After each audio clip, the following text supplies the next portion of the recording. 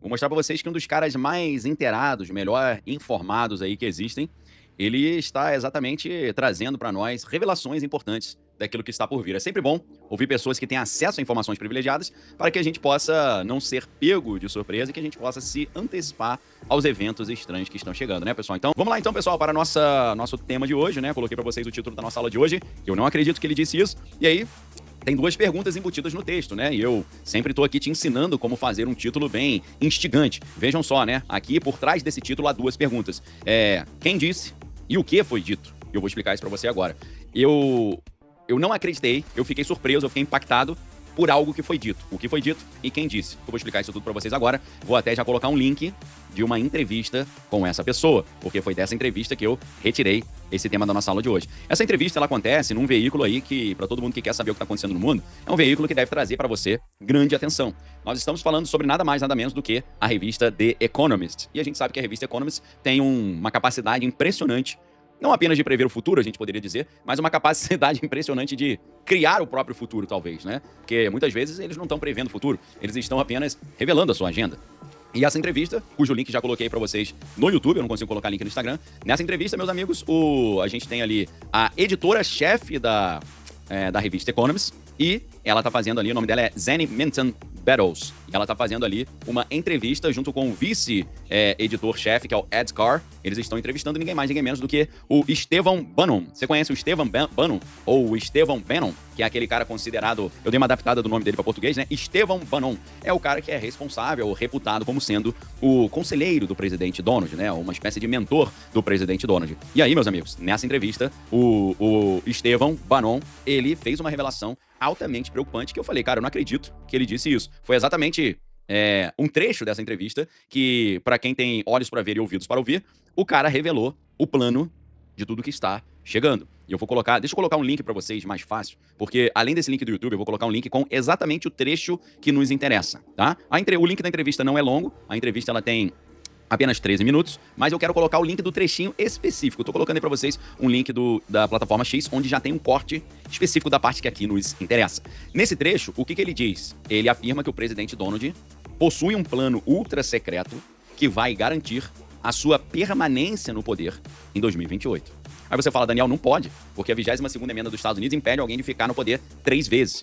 Meus amigos, mas esse mentor estrategista do presidente Donald, ele afirma que há um plano ultra secreto para garantir a permanência do presidente Donald no poder. Ele afirma que os detalhes desse plano serão revelados apenas no momento certo e que os americanos devem se acostumar com essa ideia já a partir de agora. E ele insiste que o presidente Donald precisa de mais um mandato para que ele consiga terminar o que ele começou. E ele sugere que eles encontrarão uma maneira de contornar a 22ª emenda e ele diz, há um plano.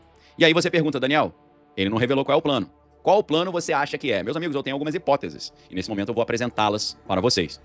É claro que a primeira hipótese é uma espécie de interpretação da lei americana, e essa interpretação da lei envolve relativizar a 22ª emenda americana, afirmando que a 22ª emenda americana impediria apenas 3 governos consecutivos e não 3 governos alternados. Ou seja, o presidente Donald entrou no poder em 2017, saiu em 2020, mas volta em 2025.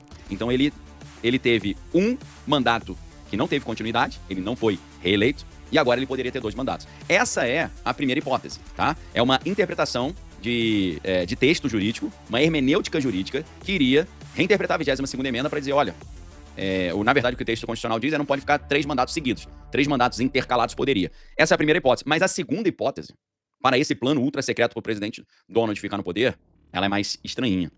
A segunda hipótese que está sendo levantada é utilizar o antigo preceito, não apenas do Império Romano, mas o preceito de muitas sociedades secretas, que é o preceito de ordem a partir do caos. Ou seja, manter-se no poder instaurando o caos. Aí você fala assim, como assim, Daniel? Primeiro, é muito importante você se lembrar que a revista Economist, essa mesma que está entrevistando o presidente Donald, assim que o presidente Donald foi reeleito, eles fizeram uma capa com o rosto do presidente Donald e com o título The Age of Chaos, ou seja, a Era do Caos. E depois, né, a gente viu uma das mais controversas artistas e ocultistas do mundo, a Marina Abramović, ela, em 2 entrevistas diferentes, dizendo que o presidente Donald foi a melhor coisa que aconteceu para a humanidade, porque ele é um mago da mais alta ordem que chegou para trazer o caos, ok? Então, meus amigos, essa segunda hipótese é Parece que o plano ultra secreto do presidente Donald é não apenas uma reinterpretação da 22ª emenda, mas instaurar o caos para poder decretar um estado de emergência nacional nos Estados Unidos. E aí você fala, Daniel, como isso aconteceria? Na verdade, não é nem essa pergunta que deve ser feita. A gente já vê o protótipo disso sendo implementado. Por quê? Nesta semana mesmo, o presidente Donald, e não o secretário de defesa, o secretário da guerra, o Pete Hegseth, eles disseram que os grupos que comercializam substâncias ilícitas, que tem eu vou mudar um pouco o nome aqui para você que é esperto, né? Os cartelas, sabe os cartelas que comercializam substâncias ilícitas? Então, o presidente Donald e o secretário da guerra Pete Hegseth disseram que os cartelas são os novos grupos extremos equivalentes aos barbudos do Oriente, como a Al-Qaeda, né? Eles estão dizendo que os cartelas são a Al-Qaeda do hemisfério ocidental. Ou seja, eles estão equiparando os cartelas, os grupos que comercializam substâncias ilícitas, com esses grupos aí que instauram o terror no mundo e querem derrubar o Ocidente.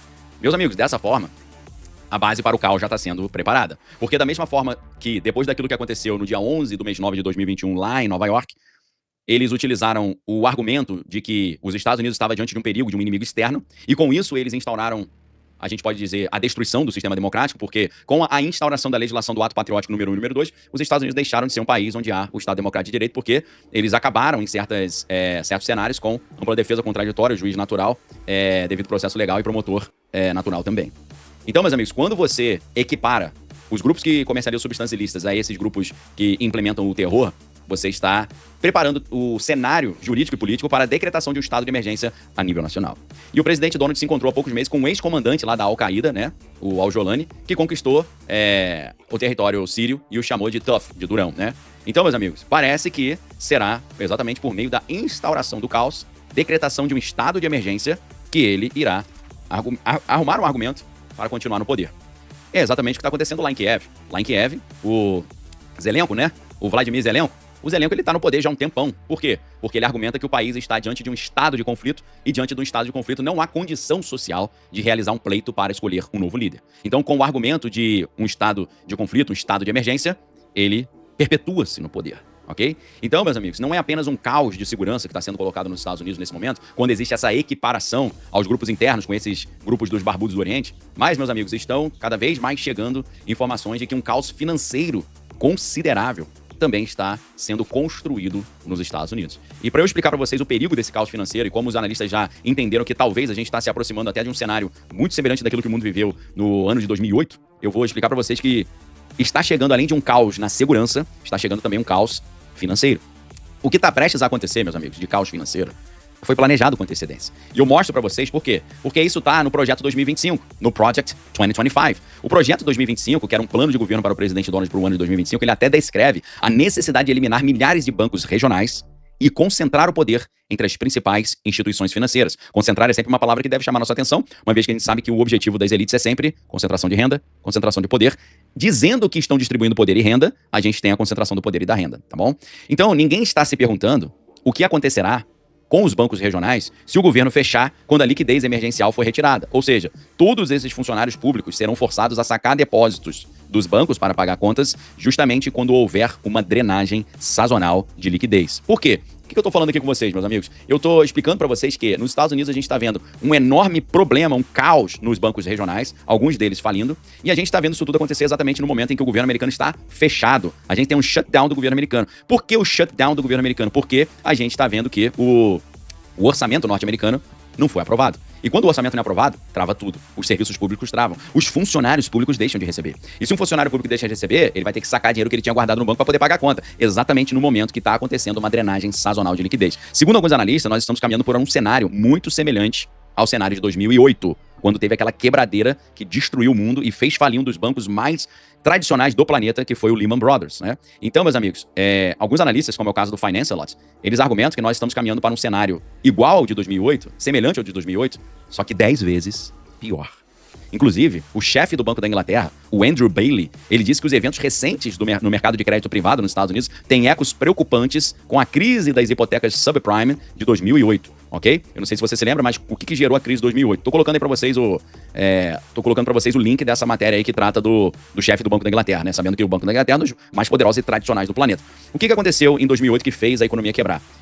Eles começaram a emprestar dinheiro para pessoas que não tinham estrutura para pagar esse empréstimo. Eles começaram a emprestar dinheiro a rodo. emprestar dinheiro para pessoas que não tinham capacidade de honrar com essa dívida. Então, meus amigos, quando eles começaram a não pagar, quebrou tudo, virou uma crise sistêmica. Então, isso está se aproximando hoje devido a os eventos recentes no mercado de crédito privado nos Estados Unidos. Eu já expliquei para vocês. Inclusive, o Bank of America, ele alertou que, se os problemas de crédito nos Estados Unidos persistirem, as ações americanas poderão enfrentar as chamadas vendas forçadas. Ou seja, mais um problema, mais um pepino chegando. Vou colocar mais um link aí para você. Lembrando o seguinte, meus amigos, você que é esperto, toda aula que eu dou aqui para você, minha sugestão, abra um arquivo no seu computador ou no seu celular e coloque assim, aula Daniel Lopes, sexta-feira, 24 de outubro de 2025. E coloca todos os links ali dentro, perfeito? Minha sugestão que eu dou pra vocês, tá? E aí, a gente teve a falência da Prima Land, né? E a Prima Land Capital Partners, né, entrou com o pedido de falência após meses de negociação com credores devido ao atraso no pagamento de juros de sua dívida. O mais recente sinal de estresse em uma área da economia dos Estados Unidos voltada para quem? Os consumidores de baixa renda. Meu Deus, nós estamos vendo mais uma vez um caos se implementando, tá? E o Jamie Dimon, que é o CEO do JP Morgan, já fez um alerta da teoria das baratas, né? Qual é a teoria das baratas? Geralmente, quando você vê uma barata, pode ter certeza que tem mais aí, tem outras muitas baratas que você não tá vendo. Então, esse recente alerta do Jamie Dimon, de quando você vê uma barata, né, tem muito mais, provavelmente parece estar se cumprindo, né? Primeiro veio a Tricolor Holding, que era uma instituição financeira de crédito imobiliário subprime que faliu sobre o peso de empréstimos inadimplentes e supostas fraudes, que entrou também com pedido de concordata. Agora veio a Prima Land Capital Partners, que é outra instituição financeira de crédito imobiliário subprime, que faliu após deixar de pagar seus títulos e foi levada à falência por credores não pagos, tá? Então, meus amigos, o importante é você perceber que isso não são problemas isolados. São as primeiras fissuras visíveis numa contração de crédito mais ampla que se acumula silenciosamente abaixo da superfície. O que une todos esses casos é a mesma estrutura de fragilidade. Empréstimos tomados ali de alto risco, financiados por crédito de curto prazo e securitizados em títulos complexos que dependem de refinanciamento constante. Quando o Banco Central americano manteve as taxas de juros próximas a zero, esse modelo funcionou muito bem. Mas após 2 anos de aperto monetário e uma taxa média dos fundos federais acima de 4,4%, todo o ecossistema subprime agora está focado na sua própria alavancagem. Então, o setor automotivo subprime é o sinal de alerta perfeito porque se situa ali exatamente na interseção entre o estresse do consumidor e toda a engenharia financeira. Os mutuários ali com crédito mais fraco, eles estão inadimplentes a taxas cada vez maiores. E a retomada de posse estão aumentando ali os credores como a Prima Land, que dependem do mercado de título para financiamento. Então, amigos, o próprio Jamie Dimon, que é o CEO do JP Morgan, ele está dizendo que as baratas não estão só no setor automotivo subprime, elas estão espalhadas em todo o sistema bancário paralelo.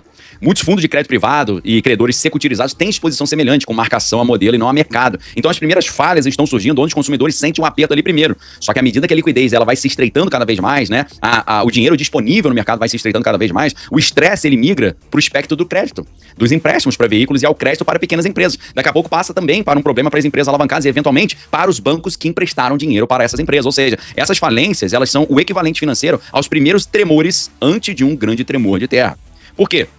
Muitas pessoas estão achando que esse começo de crise nos Estados Unidos parece que está contido ali ao mercado de automóveis subprime, mas na verdade o ciclo de crédito está entrando na sua próxima fase, em que os credores ali que já estão sobrecarregados, eles não apenas são tomadores de empréstimos, mas eles começam o quê? Começam a dar calote. Então as baratas, meus amigos, no mercado financeiro norte-americano estão se movendo rápido e as luzes estão se acendendo só agora. E no meio disso, os poderosos estão fazendo um negócio muito estranho. Vocês conhecem aquela empresa da Pedra Escura? Você conhece muito bem, né? Coloca aí pra mim se você sabe o nome da empresa Pedra Escura. Coloca aí.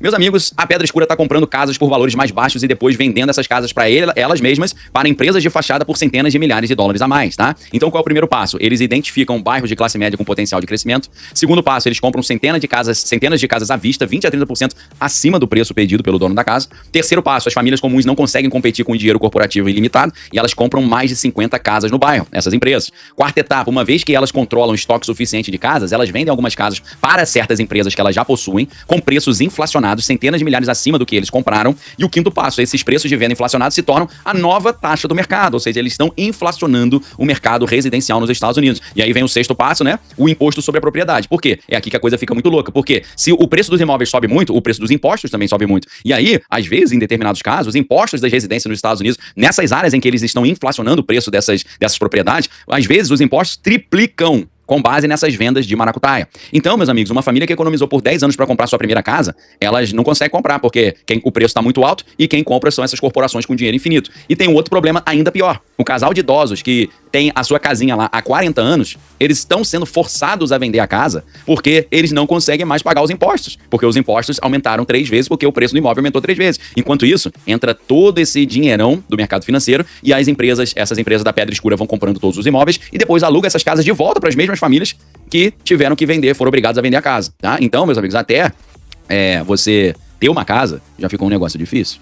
Ou seja, nós estamos vendo o caos ser instaurado nos Estados Unidos. E a gente sabe que essa é uma estratégia muito importante do jogo do poder, que é a ordem a partir do caos, o bode na sala. Tu põe o bode na sala e todo mundo fala, coisa horrorosa, tira esse bode da sala. Aí você tira o bode da sala, as pessoas falam, muito obrigado, você é o meu salvador, você tirou o bode da sala, só que as pessoas esquecem que o cara que tirou o bode da sala foi o mesmo que colocou o bode na sala. Ou seja, o cara que resolveu o problema foi exatamente aquele que criou o problema. Foi assim que em 1999 o Pudim chegou ao poder, e também é assim que, talvez, dentro dessa teoria do Estevão Bannon, o presidente Donald vai se perpetuar no poder. Isso é uma estratégia satânica, isso é uma estratégia diabólica, porque, segundo a Bíblia, é exatamente assim que o anticristo chega ao poder. E é aqui, meus amigos, que entra a nossa pregação de sexta-feira. Se prepara, meu amigo, aperta os cintos, porque a partir de agora a gente começa a pregação de sexta-feira pra gente poder refletir também sobre as coisas do mundo espiritual. Meus amigos, os cristãos de hoje não falam mais sobre essas coisas. Muitas igrejas não falam mais sobre essas coisas. Por quê? Porque parece que eles não suportam mais o alimento sólido. A maioria dos cristãos hoje não consegue mastigar alimentos sólidos. Eles foram alimentados por mamadeiras, tá? De dedeirinha, da escolinha dominical, que só... a minha escola dominical é muito boa, mas hoje os cristãos são alimentados com mamadeirinha.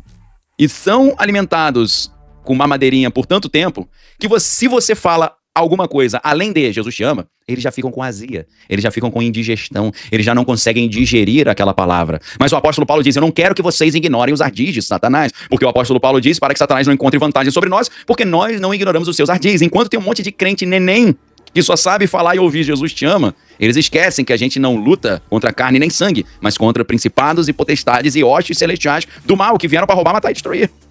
Ou seja, ninguém consegue lutar contra aquilo que você ignora. Ninguém consegue lutar contra aquilo que você recusa reconhecer. Fingir que o inimigo não existe não faz ele desaparecer. Só torna você um alvo muito mais fácil. E isso aí, meus amigos, a gente está vivendo o fim de uma era. Nós estamos vivendo a era da igreja de Laodiceia. O inimigo não está brincando de ciranda-cirandinha. Ele está entrando agora na inteligência artificial, ele está entrando na geopolítica, ele está entrando na tecnologia de defesa, ele está entrando no Pentágono, no Vale do Silício, nas universidades, no jornalismo, em tudo que você pode imaginar, ok? Ou seja, nós estamos diante de um cenário de uma guerra espiritual tecnológica, como a gente vê no livro do Thomas Horn, né, que é o Forbidden Gates, né? E ele fala, genética robótica, nanotecnologia, inteligência artificial, criando a batalha espiritual tecnodimensional, meu amigo. Olha o nível que nós chegamos. Nós chegamos no nível em que a inteligência artificial está sendo usada pelo demônio para destruir a humanidade. E as pessoas continuam falando, não, esquece isso, Jesus te ama. É claro que Jesus te ama, mas isso é alimento para criança. Paulo fala quando era criança, eu me vestia como criança, eu comia comida de criança. Mas Paulo fala, agora eu sou adulto, eu me visto como adulto, penso como adulto e como comida de adulto. Assim como você não pode dar uma feijoada para um bebê, ou você muda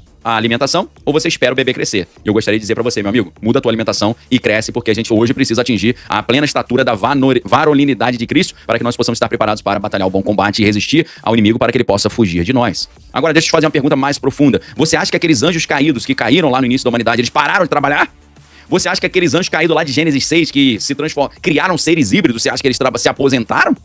Nem pensar, meu amigo. Eles apenas trocaram o bronze que eles usavam naquela época pelo silício hoje. E eles trocaram os altares com incensos pelos altares dos algoritmos. E é por isso, meus amigos, que esse tipo de assunto é urgente. Ou você, como cristão, entende o que está acontecendo no mundo hoje, ou você vai ser engolido, meu amigo. Então, eu agradeço a Deus pelas pessoas, poucas ainda no mundo, que estão despertas e se recusam a permanecer cegos nos últimos dias. Porque exatamente a Bíblia diz lá em Oséias 4:6, o meu povo é destruído porque lhe falta o conhecimento.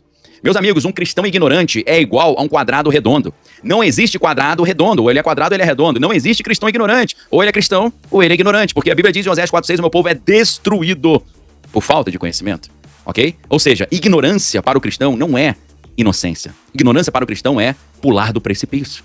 Então, meus amigos, eu vou sempre continuar aqui soando o alarme, anunciando a palavra, tá? Porque o inimigo, ele é especialista em perverter tudo que Deus fabricou e ele não para. E em breve, ele será completamente liberado para fazer a sua vontade. Por quê? Porque a Bíblia diz que aquilo que impede o inimigo de ter plena ação no mundo será retirado. O que impede o inimigo de ter plena ação no mundo? O Espírito Santo de Deus e os verdadeiros cristãos, que serão levados. Assim como no piscar de olhos, quando soar a última trombeta, aquilo que era corruptível se revestirá de incorruptibilidade, seremos transformados e estaremos eternamente com ele, tá?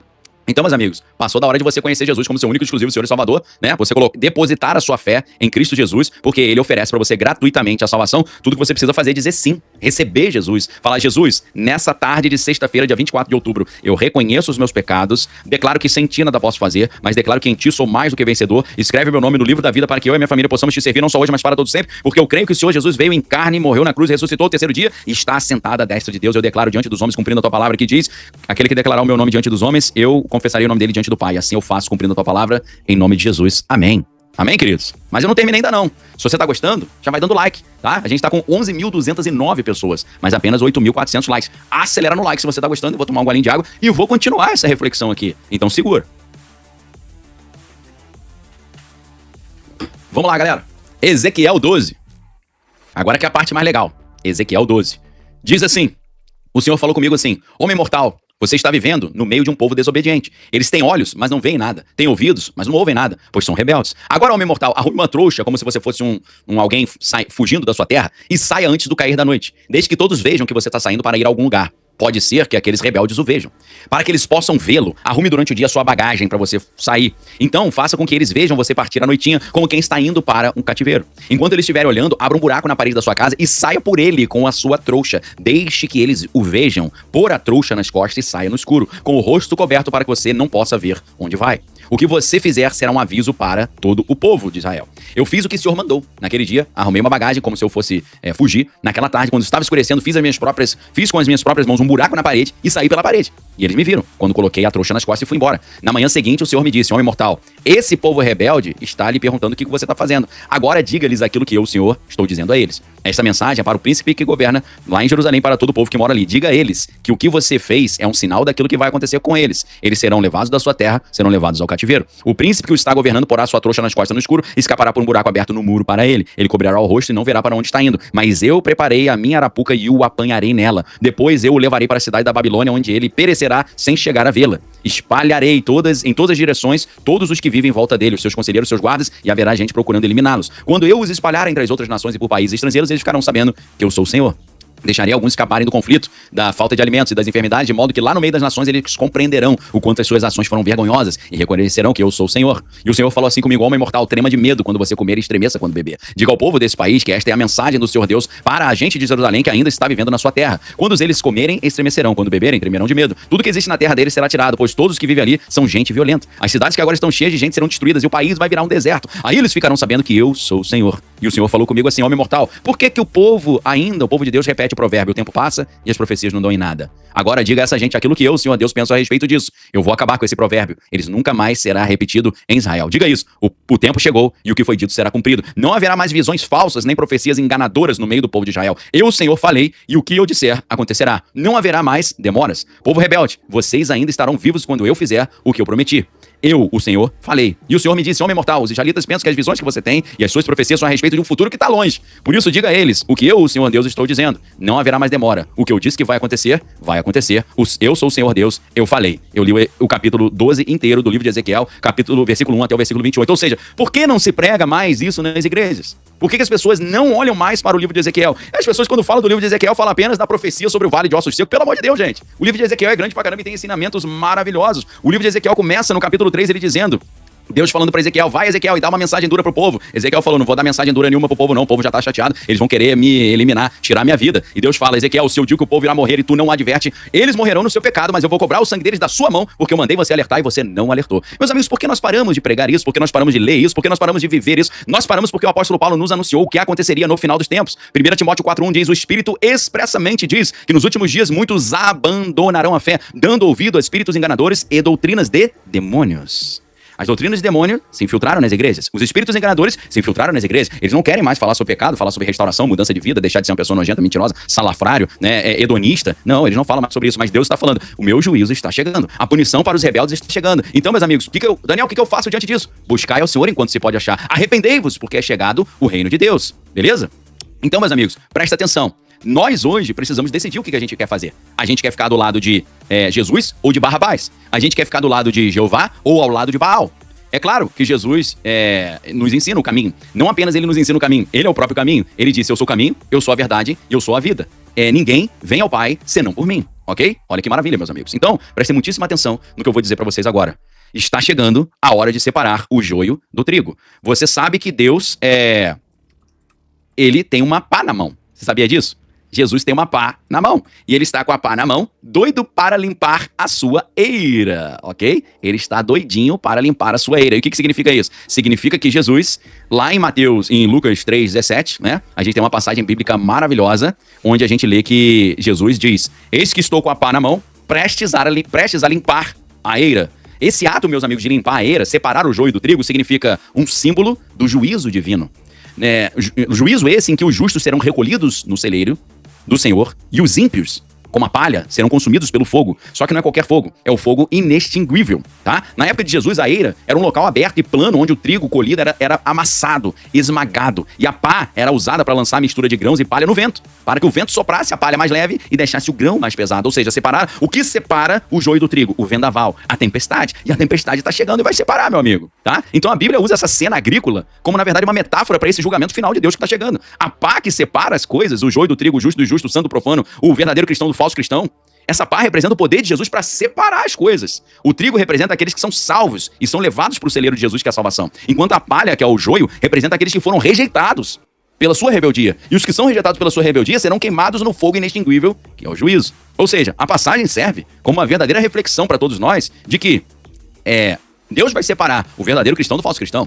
Ele vai separar o homem espiritual do homem carnal. Ele vai separar o homem que vive as coisas de Deus daquele que se alimenta das coisas mundanas, porque é impossível ser amigo de Deus e amigo do mundo. Quem é amigo do mundo é inimigo de Deus, tá? Então hoje é o dia de você buscar a transformação da sua vida, que acontece por meio do Espírito Santo, que é o Espírito Santo que nos convence do pecado, da justiça e do juízo. E este é o momento, meus amigos, para você fazer isso. Esse é o momento que você deve falar: Senhor Jesus, eu não quero mais viver em pecado. Senhor Jesus, eu não quero mais viver conforme o que eu acho que é certo. Senhor Jesus, nessa tarde de sexta-feira, nesse dia 24 de outubro, eu quero me submeter à sua palavra, me submeter à sua visão de mundo, porque a tua palavra diz em João 8,31, aquele que permanecer na minha palavra será verdadeiramente meu discípulo. Portanto, nessa noite, nessa tarde, Pai, nós queremos permanecer na tua palavra, para que nós sejamos verdadeiramente os seus discípulos, para que então conheçamos a verdade possa nos libertar, porque nós sabemos que se o Filho nos libertar, nós seremos verdadeiramente livres. Por isso eu te peço, Pai, em nome de Jesus, nessa hora, vá tocando cada um que está assistindo essa live hoje, vá tocando cada um que está ouvindo essa palavra, porque a Bíblia diz que a fé vem pelo ouvir, ou ouvir a palavra, que essa palavra pregada aqui nessa tarde possa gerar fé no coração daqueles que estão ouvindo, Pai, em nome de Jesus, que a tua palavra possa ir e cumprir o efeito para ela determinada em nome de Jesus, que a tua palavra possa tocar os corações, curar os enfermos, libertar os cativos, trazer cura para o corpo, para a alma, para as finanças, para a família, para restaurar o lar, Pai. Eu te peço, purifica o teu povo, ensina-os a urgência de viver em santidade, ensina-os a urgência de andar nos teus caminhos, ensina-os a urgência de conhecer a tua palavra e viver a tua palavra e permanecer na tua palavra, Pai. Assim eu declaro, decreto e profetizo, em nome de Jesus. Quem crê diz amém. Amém, querido? Essa é a palavra para você hoje. Mas eu digo para vocês, eu quero continuar essa conversa com vocês lá na arca. Por quê? Porque, meus amigos, estão chegando alertas muitíssimo preocupantes. Alertas grotescos para os próximos meses. Porque eu disse para vocês, o vendaval está chegando. O vento está aparecendo. Deus separa o joio do trigo com o vento, o vendaval, a ventania está chegando. O apocalipse, a tribulação, o deserto é uma ventania para separar o joio do trigo. Inclusive, meus amigos, eu vou até dizer para vocês o mês que está programado uma ventania terrível chegando. Tá? Para você ter ideia, o pai da inteligência artificial já deu um alerta para o que está chegando nos próximos 2 meses. Tá? Empresas gigantes, o G20, o FMI, já deu alertas para o que está chegando nos próximos meses. O Jeff Bezos, que é o CEO da Amazon, já deu alerta para o que está chegando nos próximos meses. Meus amigos, o negócio está ficando estranho pra caramba. Existe um alerta grotesco até para o Bitcoin para os próximos meses. Eu quero mostrar isso tudo para vocês. Existem várias estruturas do mundo hoje que serão abaladas. É assim que nos explica o livro do Apocalipse. E o que os grandes CEOs estão falando confirma o que a Bíblia está falando. Eu estou dizendo para vocês, o juízo de Deus está chegando, o grande e terrível dia do Senhor, onde ele vai separar o verdadeiro cristão do falso cristão, vai separar o rebelde do fiel. E isso tudo já está montado nesse cenário global. Então, nesse momento, eu quero te convidar para mostrar para você o vendaval que Deus está mandando para o mundo, principalmente para os Estados Unidos e para o Brasil, nos próximos meses. Para isso, você precisa fazer a sua inscrição na Arca.